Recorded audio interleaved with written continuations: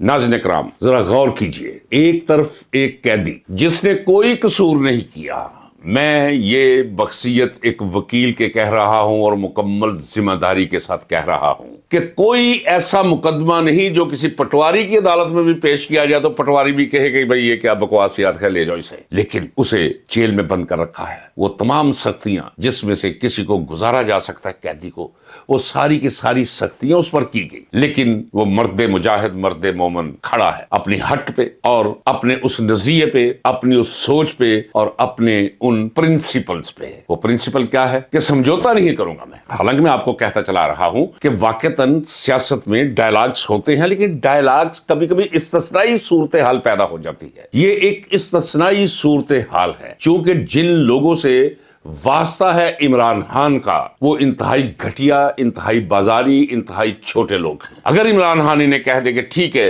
हम आपसे मुज़ाकरात करते हैं, तो इन्हें एक लेजिटिमेसी मिल जाती है, इनकी कानूनी हैसियत बन जाती है। अगर इमरान खान कहे इन वोट चोरों, वो लोग जो सिर्फ 16 सीटें जीत पाए, अब तो 16 नहीं, एक सीट भी मुझे नजर नहीं आती कहीं से जीत पाएंगे, सो मैंडेट चोर लोगों के साथ वो कैसे बैठे। एक बात वो कहता चला रहा है जिसकी मैं मुसलसल तायद करता चला रहा हूं। मेरे दोस्त भी मुझसे पूछा करते हैं, मैं उन्हें जवाब दिया करता हूं, तसल्ली कराया करता हूं उनकी कि भाई ये 47 नंबर गधों, इनके साथ बैठने का तुक कोई नहीं है, इनकी हैसियत कोई नहीं है। अगर किसी के साथ बात करनी है तो बात की जा सकती है सिर्फ इस फौजी क़यादत से, जो कानून से मावरा है, जो आइन से मावरा है, जो अखलाकियात से मावरा है, जो अच्छाई और बुराई के पैमानों से मावरा है। भाई वो बात करे कि हाँ जी कोई खान साहब मिलकर रास्ता निकाले, क्योंकि जब तक खान से मिलकर कोई रास्ता नहीं ये निकालेंगे, ना पाकिस्तान की सियासत चल सकती है, ना इसकी मुईशत चल सकती है, ना यहाँ अमन व अमान कायम हो सकता है, और ना ही इसकी पटड़ी से उतरी हुई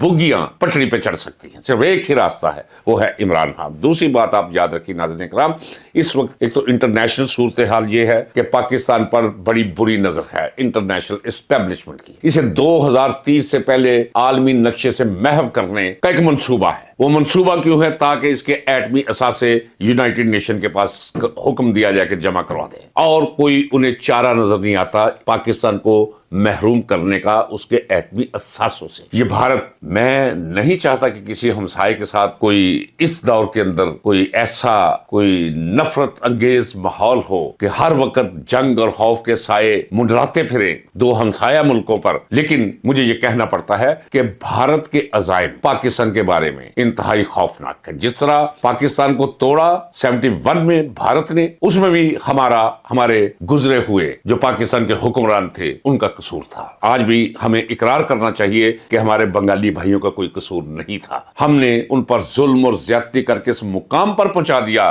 कि वो भारत से मदद लेने पर मजबूर हो गए। आज हम क्या कर रहे हैं? आज जो हमने बांग्लादेश, जो मशरकी पाकिस्तान हुआ करता था, वहां किया, वही कुछ आज हम बलूचिस्तान में कर रहे हैं, वही आज हम केपीके में कर रहे हैं। ये कि तारीख का सबसे बड़ा सबक ये है कि तारीख से कभी किसी ने सबक नहीं सीखा।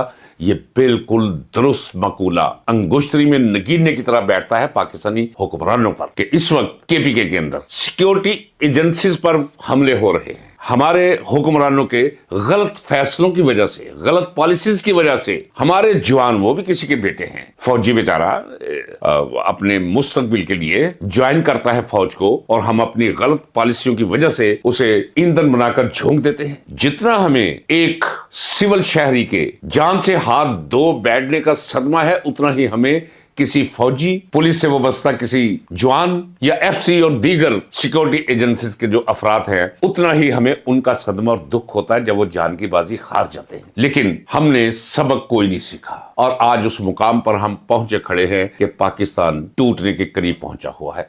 एक सूरत है पाकिस्तान को बचाने की। क्या ये एक बच्चे को भी समझ है? पागलखाने में चले जाए, पागलखाने में भी आपको ये समझ मिल जाएगी कि फकत इमरान खान है। मैं नहीं कहता कि वो कोई आसमानी मखलूक है, कभी कभी होता है ऐसे। ये भी एक इस्तिस्नाई सूरत है कि इमरान खान वाहिद पाकिस्तान की सलामती का दामन है, मुहर्रक बन सकता है, वजह बन सकता है। क्या इससे किसी को शक है कि केपीके इमरान खान के साथ है? क्या किसी को शक रह गया है कि पूरा सिंध इमरान खान के साथ है? अगर किसी को शक है तो जाकर बलूचिस्तान वालों से पूछ लो। पंजाब 90% से ज्यादा अवाम इमरान खान के साथ है, بھلے ڈری ہوئی ہے، دھبکی ہوئی ہے، سہمی ہوئی ہے، خوف میں مبتلا ہے۔ تو اگر عمران خان کو لا کر کھڑا کر دیا جائے تو پاکستان بچ سکتا ہے، لیکن ہم جانتے ہیں کہ پاکستان کے اندر کوئی باعزت، کوئی قوم پرست، کوئی غیرت مند لیڈر انٹرنیشنل اسٹیبلشمنٹ کو قبول اور منظور نہیں، کیونکہ عمران خان کے بارے میں اس کے دشمن بھی یہ ضرور کہیں گے کہ اسے ڈکٹیٹ نہیں کیا جا سکتا، ڈکٹیشن لینے کے لیے وہ تیار نہیں ہے اور نہ کبھی ہو سکتا۔ اس لیے مسلسل آپ سے میں کہتا چلا رہا ہوں کہ عمران خان کو کوئی انہوں نے نہیں نکالا، یہ انٹرنیشنل اسٹیبلشمنٹ کے دباؤ کے تحت عمران خان کو نکالا ہے۔ آپ کو بتا چکا ہوں کہ ان کا خیال یہ تھا کہ ہم تو عمران خان سے کہیں گے جنرل باجوہ کہ جی اسرائیل کو تسلیم کر لینا چاہیے، اور جب اسے کہا کہ اسرائیل کو تسلیم تو اس کے ماتھے پہ شکنیں ابھر آئی، اس نے کہا یہ کیسی باتیں کرتے آپ، تو وہ جا کر شکایت لگا دی، لہٰذا پھر سارے یہ لگڑ بگڑ اس کے پیچھے لگا دیے گئے اور اسے اقتدار سے فارغ کر دیا گیا۔ اور اس نے درست کہا تھا کہ اگر آپ مجھے اس طرح اقتدار سے نکالو گے تو میں آپ کے لیے زیادہ خطرناک بن جاؤں گا۔ اب کیا ہے، اس وقت جیل میں بیٹھ کر پاکستان کی پوری سیاست پر وہ راج کر رہا ہے، اور عمران خان کے علاوہ ہر وہ پارٹی، ہر وہ شخص اس کا تعلق کسی ادارے سے ہو، وہ عوام کے نزدیک ایک قرض، ایک لعنت اور ایک دشنام بن کر رہ چکا ہے۔ کیا کیا انہوں نے؟ ذرا غور کرنا چاہیے ناظرین اکرام کہ جب اللہ عزت دینے پر کسی کو آتا ہے تو کوئی اس کی عزت اس تک پہنچنے کی راہ میں حائل نہیں ہو سکتا۔ کیا کیا نہیں کیا انہوں نے عمران خان کے ساتھ، ظلم، زیادتی، وہ تو چھوڑے، کیسے غلیظ اور گندے مقدمات قائم کیے گئے اس پر، کیا کچھ نہیں کہا گیا اسے، لیکن اس کے باوجود آج پوزیشن کیا ہے، وہ بیانیہ جو انہوں نے طے کیا تھا ناظرین اکرام، جب میں آپ سے کہوں عمر کے اس حصے میں اور اتنے طویل تجربے کی روشنی میں، تو میں اس کا ذمہ دار ہوں۔ یہ لندن پلان 1 میں طے پایا تھا، پھر لندن پلان 2 میں اس پر باقاعدہ طور پہ اتفاق عمل میں آیا تھا۔ وہ کیا کہ نواز شریف نے کہا جی ہمیں اس نے لوگوں کی نظروں میں چور بنا دیا ہے، اس پر اسے ثابت کرنا ہے کہ یہ چور ہے۔ انہوں نے کہا جی بالکل ہم کر دیں گے۔ تو کیا کیا، وہ مقدمات جن کا قانون کے دائرے کے اندر کوئی مقام ہی نہیں، ان مقدمات کے حوالے سے عمران خان کو بدنام کرنے کی کوشش کی گئی، ثابت کرنے کی کوشش کی گئی اگر ہم چور ہیں تو یہ بھی ہماری طرح کے ہیں۔ لیکن کیا ہوا، جتنے مقدمات اس پہ بنتے چلے گئے، جتنا بدنام کرنے کی اسے کوشش کی جاتی رہی، اتنی ہی محبت لوگوں کے دلوں میں عمران خان کی بڑھتی چلی گئی۔ وہ جس بیانیے کی بات میں کر رہا تھا، 9 مئی، میں اس دنیا میں پہلا اور آخری شخص ہوں گا جو قائم رہوں گا اپنے آخری سانس تک کہ 9 مئی کا ڈرامہ باقاعدہ لکھا گیا جیسے اسکرپٹ لکھا جاتا ہے۔ انہیں یقین تھا کہ عمران خان کے ساتھ لوگوں کی محبت اس قدر وابستہ ہے کہ اگر ہم عمران خان کو جھنجھوڑیں گے، پکڑیں گے، کوئی ذلیل کریں گے تو لوگ اشتعال میں آ جائیں گے۔ جب اشتعال میں آ جائیں گے تو ہم پولیس ہٹا لیں گے، ہم جی ایچ کے اسے فوج کو بھی پرے کر دیں گے، لوگ آئیں گے، پھر ہمیں بہانہ مل جائے گا۔ اب لوگوں نے جو بھی راستے میں شے آئی، چونکہ لوگ سمجھتے تھے جو کچھ کروا رہی ہے فوج کروا رہی ہے، لہذا لوگوں کا غیظ و غضب بھی فوج کی طرف تھا۔ اب ان پڑھ لوگ ہوتے ہیں، جب موب اپنی آئی پہ آتا ہے تو پھر وہ کسی لیڈر کے بس میں نہیں رہتا، لہذا وہ کام بھی انہوں نے کیے جو نہیں کرنے چاہیے تھے۔ مثلاً شہداء کی یادگاریں انہیں نہیں چھیڑنا چاہیے تھا، لیکن یہی کروانے کے لیے 9 مئی کروایا گیا، اور پھر اس کے بعد ایک بیانیہ گھڑا گیا۔ وہ بیانیہ کیا تھا؟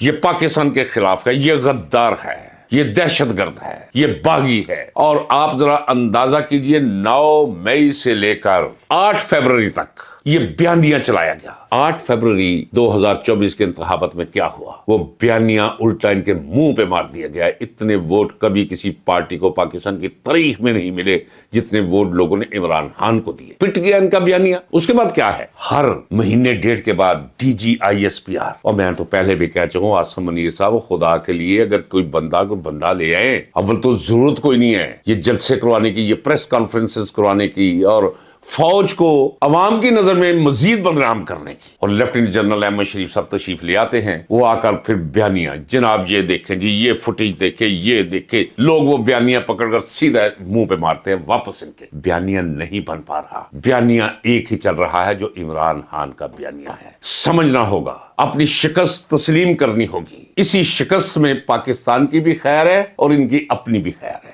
جتنی جلدی ہو سکے یہ ڈبہ فلم جو ریلیز کر رکھی ہے، اسے ڈبوں میں بند کر کے کچرے میں پھینک دینا چاہیے۔ صرف ایک حل ہے، فوج اپنے آئینی کردار تک محدود ہو جائے۔ اگر پاکستان کی بقا اور سالمیت درکار ہے تو فوج نے جس حد تک پاؤں پھیلا دیے ہیں وہ دور نہیں رہا کہ کسی کو پتا نہیں. اب تو لوگوں کے ہاتھ میں ایک فون ہے, وہ سارا ڈیٹا وہاں سے نکل آتا ہے, جمع تفریق تقسیم سب ہو کر نتیجہ سامنے آ جاتا ہے. یہ جسے آپ جنریشن زی کہتے ہیں, یہ کوئی بایونک قسم کی جنریشن ہے. اور یہ جنریشن نہیں, وہ جسے آپ کہتے ہیں کہ اس کے بعد آنے والی جنریشن الفا جنریشن ہے. میں تو مسلسل کہتا چلا رہا ہوں کہ جائیے, یہ آپ KG1 KG2 KG, یہ پرائمری اسکول جنہیں ہم کہا کرتے تھے, ان کے باہر جا کے کھڑے ہو جائے.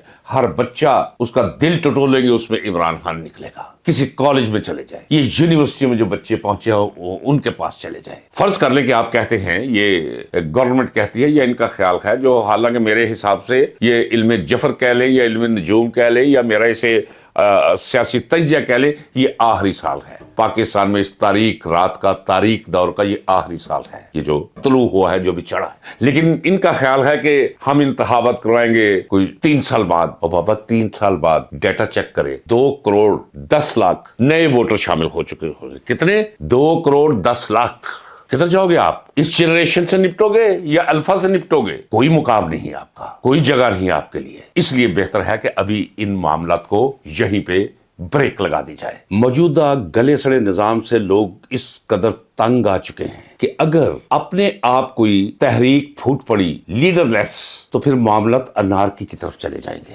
یہ تو تسلیم کیجئے کہ لوگ معاشی مسائل کا شکار ہیں. یہ پھر کچھ سیاسی تبدیلی کے لیے جد و جہد نہیں رہ جائے گی. یہ لوٹ مار ہوگی, قتل و غارت گری ہوگی. جن کے پاس کچھ نہیں ہے وہ ان سے چھیننے کی طرف چل پڑیں گے جن کے پاس تھا اور ہے, بجائے اس کے کہ معاشرہ اس طرف جائے, لیڈر لیس ہو جائے. اس وقت عمران خان کی ضرورت ہے اس ملک کو اور اس قوم کو, نہیں تو کچھ بھی باقی نہیں بچے گا. پنجاب کی طرف آ جائیے. پنجاب میں بد نظمی اور بیڈ گورننس کی اخیر ہے.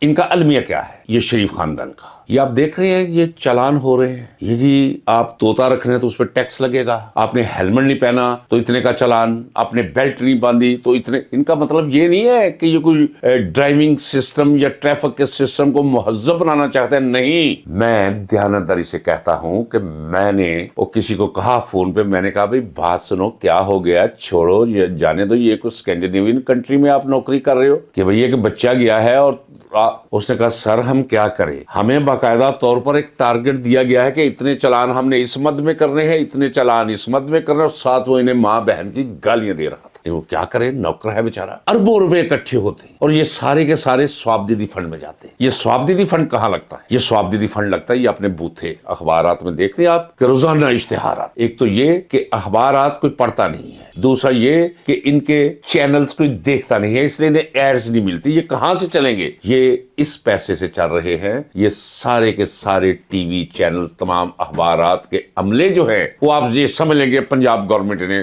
تنخواہیں دے رہی ہے, بھاری تنخواہیں. ایک تو سہیل وڑائچ اور یہ ابصار کیا نام ہے پتہ نہیں, عباسی یا کیا, یہ اس کماش کے لوگ, یہ جاوید چنگڑ, یہ منا منیب, یہ سارے, یہ اب کس کس کا نام لوں, یہ سینکڑوں میں ہیں. اور 200-400 تو ISPR نے بھرتی کیے ہوئے ہیں. وہ کس کا پیسہ ہے؟ اور جسے کلام کرنے کا یارہ نہیں ہے, صلاحیت اس میں نہیں ہے, وہی 5-10 لاکھ روپے مہینہ انہیں دیا جا رہا ہے اپنا بیانی آگے بڑھانے کے لیے. تو یہ سارا پیسہ ان عیاشیوں پہ لگتا ہے. آپ دیکھ رہے ہیں کہ نواز شریف کا کیا کام, ساتھ اس کا بوتھا اس زندہ لاش کا وہ ساتھ دیا ہوتا ہے, اور ساتھ یہ بی بی ٹک ٹاکر ساتھ جو دوپٹہ کبھی اوڑھ کے, کبھی نیلے رنگ کا وہ طالبات والا سوٹ پہن کر, کوئی عجیب صورتحال ہے. ہر طرف گلیاں, محلے, مارکیٹیں اجاڑی جا رہی ہیں, لوگوں کے کاروبار تباہ کیے جا رہے ہیں. وہ لوگ جو 100 سال سے دکانوں میں بیٹھے ہوئے تھے اور ان کے رزق کا دار و مدار ہی وہ دکان تھی, ان کے سامنے وہ دکانیں جو ہے گرائی جا رہی ہیں. جگہ جگہ پہ ریڑیاں الٹائی جا رہی ہیں. ایک شخص جو اپنے بچوں کو پالنے کے لیے اخروٹ اور مونگ پھلی اور کاجو رکھ کے, میں نے دیکھا ہے, الٹا کے رکھ دیا اور رو رہا ہے, پیٹ رہا ہے. تو یہ ہے عالم گورننس کا. اور لاہور کے اندر کیا ہے؟ یہ آپ کے ٹیکسز کا پیسہ اور یہ قرض لے رہے ہیں. پنجاب گورنمنٹ نے کتنا قرض لیا ہے؟ آپ کے کان سرخ ہو جائیں گے, آپ کی سماعت شل ہو جائے گی. 1 سال کے اندر وہ سارا کہاں لگا ہے؟ یہ سڑکیں صاف ہو رہی ہیں جی, یہاں پھول لگ رہے ہیں جی, یہاں لائٹیں لگ رہی ہیں. وہ کیوں؟ وہ اس لیے کہ ان کا خیال یہ ہے کہ اپنے خاندان کی خاندانی نشستیں جو اب کوئی نہیں رہی, تاکہ لوگ آنے جانے والے دیکھیں کہ جناب یہ سڑکیں صاف کروا رہے ہیں, ہر طرف جو ہے وہ جروب کش وہ جھاڑو پکڑ کے لگے ہوئے ہیں وہ صرف اس لیے تاکہ اپنے ووٹرز کو واپس لایا جا سکے. میں پہلے بھی کہہ چکا ہوں کہ اگر نواز شریف، شہباز شریف، حمزہ اور ان کے خاندان کے تمام مرد و خواتین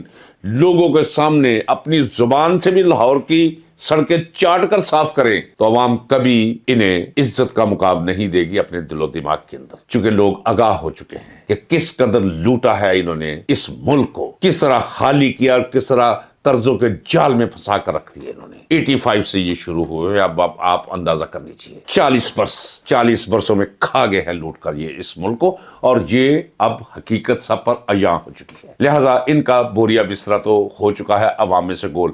اسی لیے تو میں آپ سے کہتا چلا رہا تھا کہ اب کور کمانڈرز کی میٹنگ میں یہ سوال اٹھا کہ ہم کھڑے کہاں ہیں. جواب یہ آیا کہ لوگ ہم سے بہت دور ہو چکے ہیں، لوگ ہم پر تنقید کر رہے ہیں. سوال ہوا کہ یہ تنقید فوج پہ کیوں کی جا رہی ہے. اس کا ایک جواب یہ بھی آیا جس سے میں آدھا متفق ہوں اور آدھا نہیں متفق ہوں. جواب یہ آیا کہ چونکہ ان کی نالائکی اور ان کے ساتھ وابستہ عوام کی نفرت زرداری اور شریف خاندانوں، ان کے اخباریوں اور پٹواریوں کے ساتھ، ان کے کرتوتوں کے ساتھ، ان کی نالائکیوں کی وجہ سے وہ جتنے منفی پہلو ہیں وہ سارے کے سارے جی ایچ کیو کی دیواروں کی طرف منہ کرتے ہیں. ان کے کیے دھرے کا بھگتان کرنا پڑ رہا ہے فوج کو عدم مقبولیت کی شکل میں. حل ایک ہی ہے کہ اپنی ترجیحات بدل لینی چاہیے. ترجیحات کنہیں بدلنی چاہیے؟ وہ جن کے پاس اس ملک کی اچھائی اور برائی کا اختیار ہے. اور وہ کون؟ وہ ہے موجودہ فوجی قیادت. اگرچہ بہت سا وقت گزر چکا ہے لیکن میرا خیال ہے کہ ابھی وقت ہے سنبھل جایا جائے اس پاکستان کے لیے، 25 کروڑ عوام کے لیے، ہماری آئندہ نسلوں کے لیے، اور خود اپنے ادارے کے لیے، ادارے کی بہتری کے لیے ختم کر دینا چاہیے. جہاں 8 فروری پیا جام شٹر ڈاؤن، اگر کوئی یہ سمجھتا ہے کہ پیا جام اور شٹر ڈاؤن نہیں ہوگا، ہاں ہو سکتا ہے جزوی ہو لیکن آغاز ہوگا. اگر کوئی یہ کہے کہ ہم دبا لیں گے، اب